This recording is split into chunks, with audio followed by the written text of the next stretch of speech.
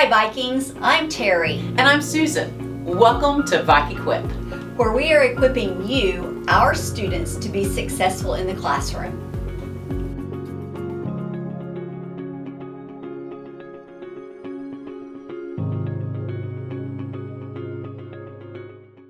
Okay, class, now we are going to look at one of my favorite reading strategies, and that is highlighting and annotating. And one thing that I want to make a point of and stress is that you have to move beyond just highlighting only. Sometimes when we're highlighting, we can get in the autopilot mode, and before we know it, our entire page is highlighted in lots of different colors, but we really don't know what that means. So we want to incorporate annotating with our highlighting, because what that does is it forces your mind to move to developing words into thoughts. And it takes your mind to another level of thinking. And so putting that down on the piece of paper in words and thoughts through the annotation will help you retain the information. And so what I want to do, what I have on the screen is some information for you about highlighting and annotating. And so let's just look at that. In college, when you're reading your textbook, you want to be looking for possible test questions. So if you come across something that you think an instructor might ask on a test, highlight that information.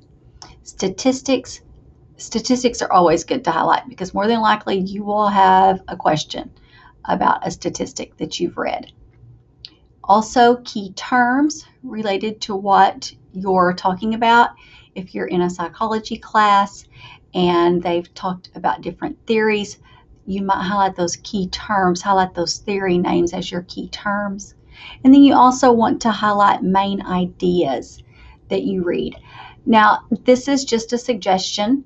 You're not tied to these colors, but you might think about using yellow to highlight main ideas, pink to highlight details, maybe key terms, and then green to highlight examples.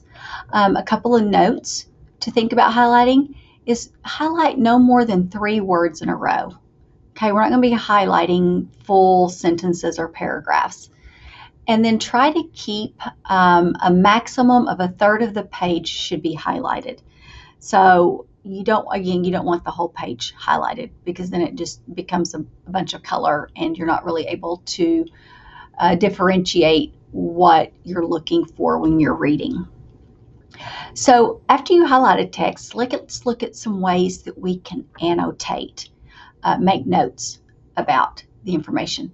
So a couple of things you can do. You can take your pencil and circle unfamiliar words and then write the definition in the margin. I have a book I'm currently reading right now, and it's a technical book, and so there are some terms in there that I don't know.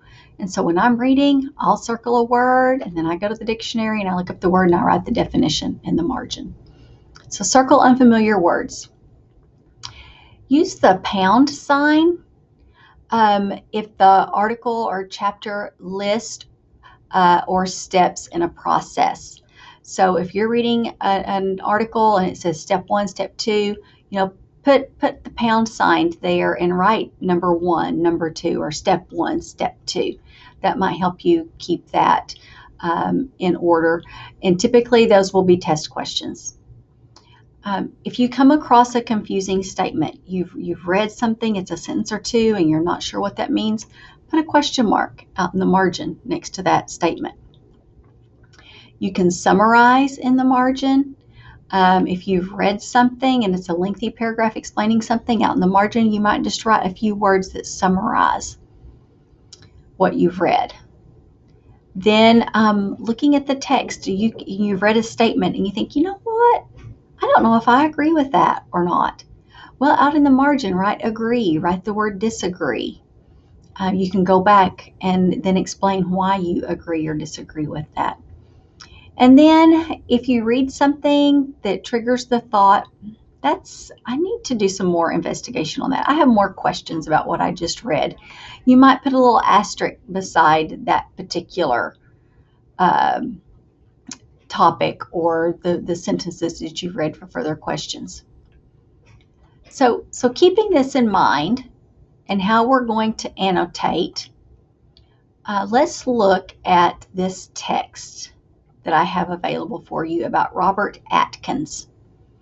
And so what I'm going to do is I want to pause for just a moment. You can pause the video.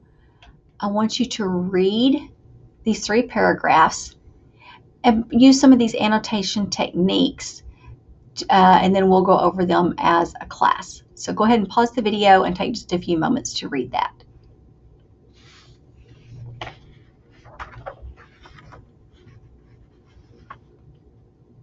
Okay, I hope you enjoyed reading that article. Let's look first at our technique of circling unfamiliar words. So as I read this article, the first thing that stands out is his name, Atkins.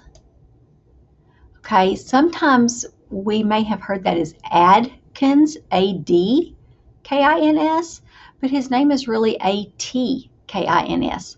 So I'm going to circle that T so that I know if I'm answering questions or writing about this in a report that I'm going to spell his name correctly. So reading through here, were there any other words that maybe you were unfamiliar with? Sometimes when students have read this in the past, the word illustrious was an unfamiliar word. So that could mean notable, famous. He had a famous career.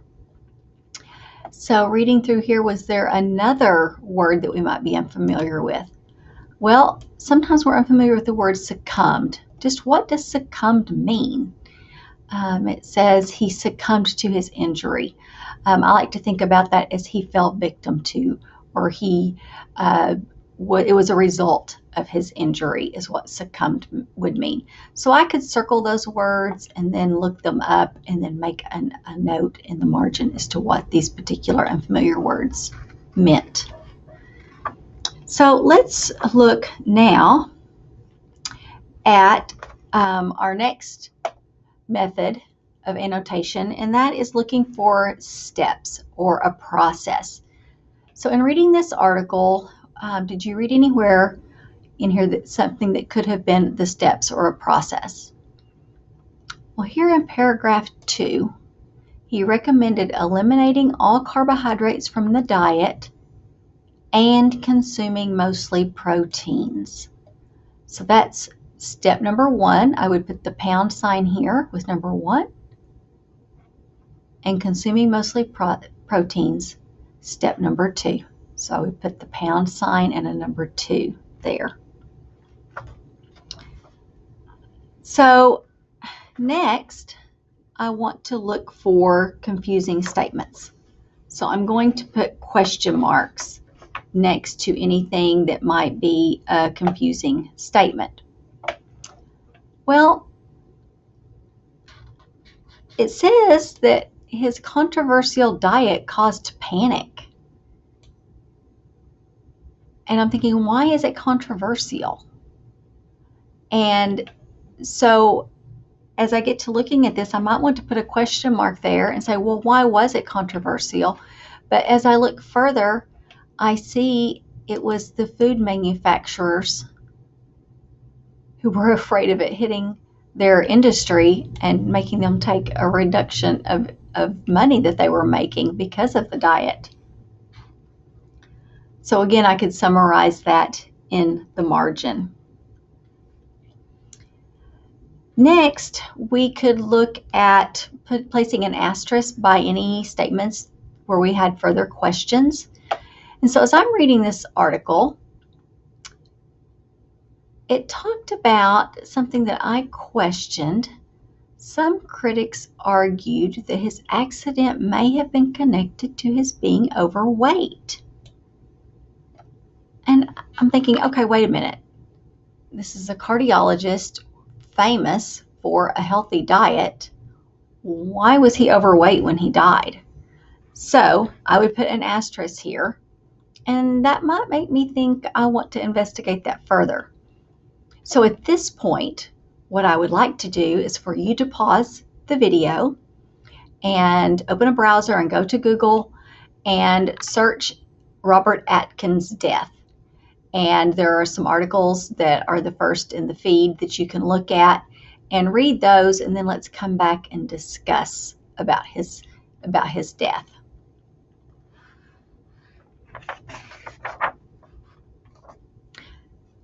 Okay, so there were a couple of articles that I found that I read about Robert Atkins' death. And when you read those articles, you find out that he had fallen and hit his head. And that is why he was admitted to the hospital, was initially because of the fall and the head injury.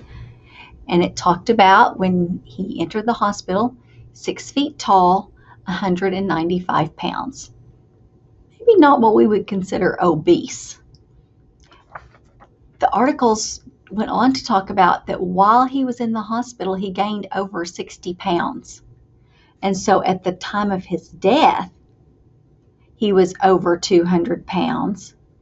And there was a doctor who was jealous of Atkins' work and made the statement that it was because he had succumbed to his death from being overweight, when in actuality, it was the fall that resulted in him being in the hospital.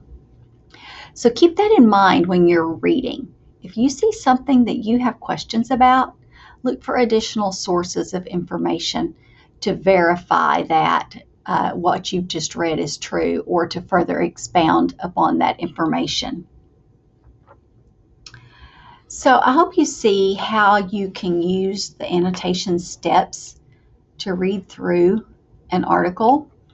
And now that we've done that, let's see if we can answer some questions about this article that we've just read. So if this was an assignment in a class and you had been asked to read this and then answer these questions, you've read it, you've annotated it with the little strategies that we've shown you, and so now you're asked, who was Robert Atkins? Well, from reading this article, you could say he was an American cardiologist who invented a popular and controversial diet known as the Atkins diet. Okay, question number 2. What were the 2 main points of his diet plan? Well, if you'll remember, we used the technique of the pound sign in listing the steps in a process. And so his 2 steps, as I go back and look at this, it was eliminating carbohydrates and consuming mostly proteins. Okay, so that would be answer number 2. Question number 3, why was his plan controversial? Well, we remember in that second paragraph, we had a confusing statement about it being controversial. We had identified that with our question mark. Well, it was controversial because it was affecting food manufacturers, especially food manufacturers who processed foods high in carbohydrates. So that's why it was controversial. Let's look at question number 4. Why would so many people put so much faith in a dietary concept created by one person? Well, as we read this article, there are two reasons that could happen. The first one is because it talks about him being an American cardiologist, talks about where he received his degree. And so we think about a cardiologist working with your heart health. They're an expert in the field, so they should be qualified to talk about a heart-healthy diet. Also, there were so many people having success with this diet plan, and they were losing weight. So that is why so many people would have faith in this diet. And question number 5. Do you agree with the critics that Dr. Atkins' premature death was caused by obesity? Well, I think most of us, after we had that one sentence that made us want to ask additional questions, I think we might agree that obesity was not the cause of his death. It was the fall and the hit on the head that landed him in the hospital. And so I hope that through this process that you've realized now that you have some skills that you can use with your textbook reading, even if you're just reading for leisure. I do this a lot with my books that I read for leisure. So just remember these highlighting and annotation steps and use these strategies to help you be successful in your reading endeavors. If you have any questions, please do not hesitate to contact me.